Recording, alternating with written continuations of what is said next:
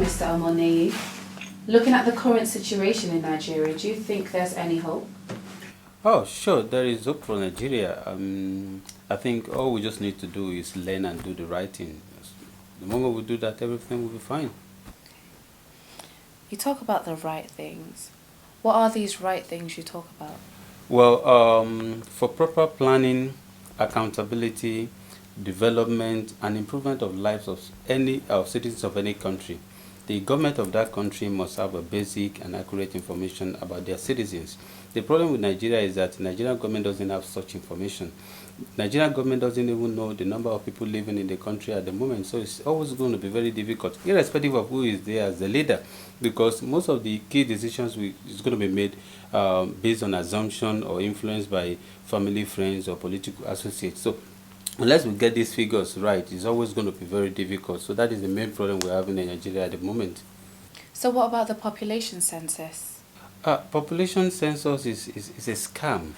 Scam in the sense that figure we have at the moment is made up figures. They're not accurate, they're highly misleading, and even the way the data was captured makes it practically useless for any form of analysis. That's a serious point you put across, because this figure is generally used across the world and it's accepted.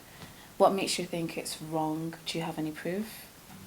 Yeah, I mean, this is not just about what I think, because every information that available out there contradicts this particular figure you're talking about. Let's look at it from this angle. At the moment, the population of Nigeria is estimated to be 182 million. And if you look at how we have managed to grow, from, like, let me take it from 1960. In 1960, the population of Nigeria was estimated to 45.2 million. There are two factors that are responsible for change in population.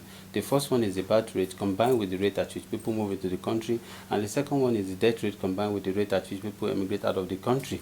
When you look at these two, from all information available, there has not been any major significant difference between these two. So if you're now saying Nigeria has grown from 45.2 million to 182 million within 56 years, we need to ask ourselves, where are these figures coming from? Yeah, like if you look at the population distribution by age, you see, I mean, that is even very shocking, because like the percentage of children between the 0 and 14 has always been between 41 and 45%, and that has never gone beyond or below that. For you to understand better, let me just make it very clear now. In 1960, the population of Nigeria was 45.2 million, and the percentage of children in that category was 41%. And so which means out of 45.2 million, the number of children in that category was around 18 million. 15 years after, that is in 1975, the population of Nigeria increased to 63 million. That is an increase of about 18 million. And the shocking thing is that the percentage of children within the ages of 0 to 14 also increased to 43 million. Don't forget that anybody that was born in 1960, 15 years after, that person must have moved from that particular category to another group. But this has not really changed when you look at the distribution itself.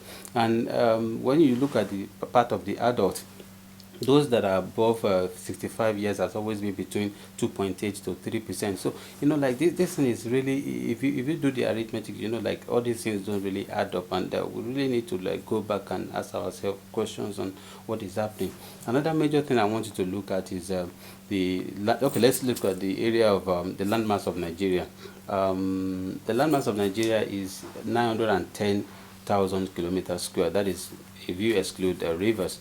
And out of this 910,000 kilometers square, 820,000 kilometers square is either forest or agricultural land, which means the residential area in Nigeria is just about 90,000 kilometers square. If you calculate the population density based on that, what it means is that you have 2,022 people per kilometer square. I don't know of anywhere in Nigeria where you can go and you find 2,000 people living in a kilometer square area. So these are the kind of things we need to look at and ask ourselves. I mean, is it okay? But why are they inflating the figures? Is there any solution to this? Oh yeah, there are so many reasons why. I mean, the figures have been inflated based on what I've read so far. The first one is the issue of corruption itself. Because like take for instance, in an environment or in a place whereby you have population of about 100 million, and you now saying that the population is 182 million. So what you are trying to do is that even when you present your budget, you already present your budget in excess. So you've given room for people to steal. Apart from that,